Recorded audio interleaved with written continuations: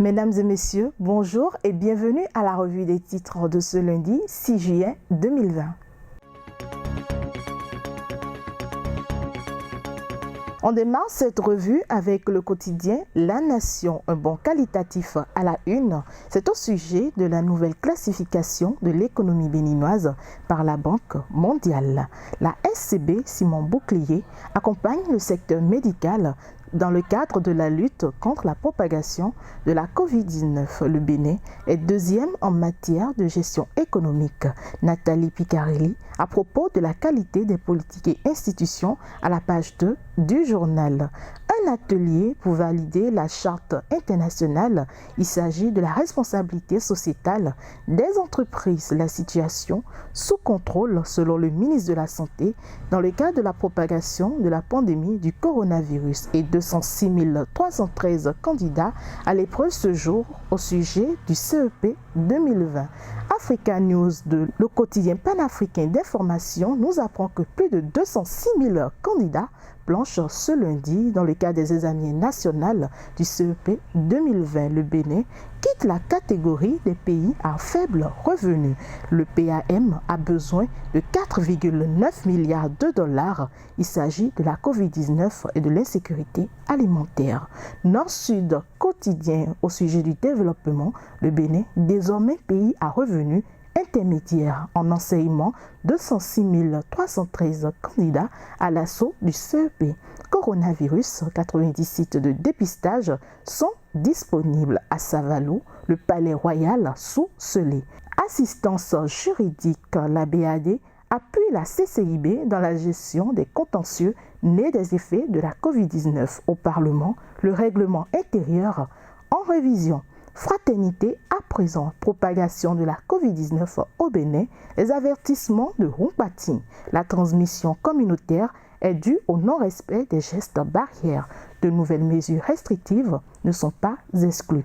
Univers des affaires, la charte nationale RSE, validée pour le bien-être des entreprises et de la communauté. CEP 2020, 206 313 candidats planche ce jour. Le ministre Salimane Karimou appelle au respect des gestes barrières. Le Bénin passe au rang des pays à revenus intermédiaires. Il s'agit de l'amélioration des conditions des vies. On fait un tour à présent sur le site du magazine international First Contact Afrique.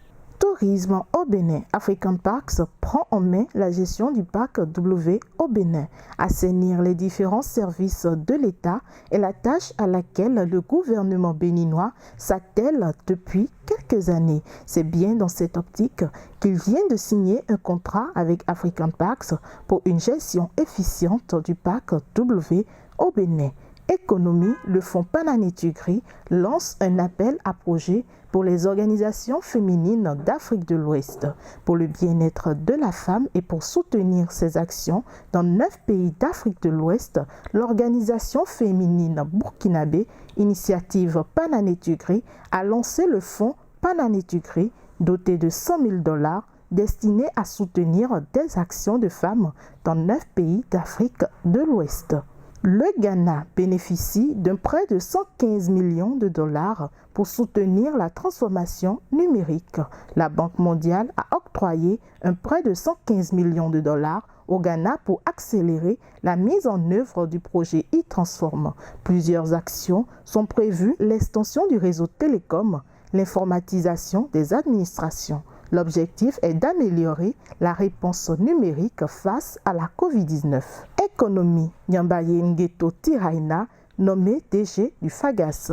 Nyambaye Ngeto Tiraina est le nouveau DG du FAGAS. Sa nomination est intervenue au cours de la 3e session extraordinaire du Conseil des ministres des pays africains, membres du Fonds africain de garantie et de coopération économique, FAGAS.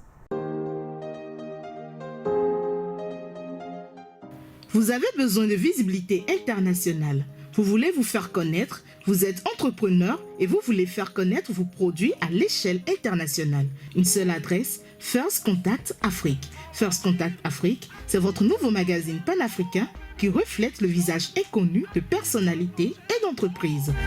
Visitez notre site web www.fcafrique.com sur Facebook, YouTube et Twitter. Retrouvez-nous sur First Afrique TV. Nos contacts 00229 61 50 84 63 0033 689 032 411. First Contact Afrique, c'est l'Afrique qui gagne. First Contact Afrique, c'est l'actualité autrement. Merci de nous avoir suivis. Surtout, n'oubliez pas d'adopter les gestes barrières pour contrer le coronavirus. Avec First Contact Afrique, c'est l'Afrique qui gagne. Avec First Contact Afrique, c'est l'actualité autrement.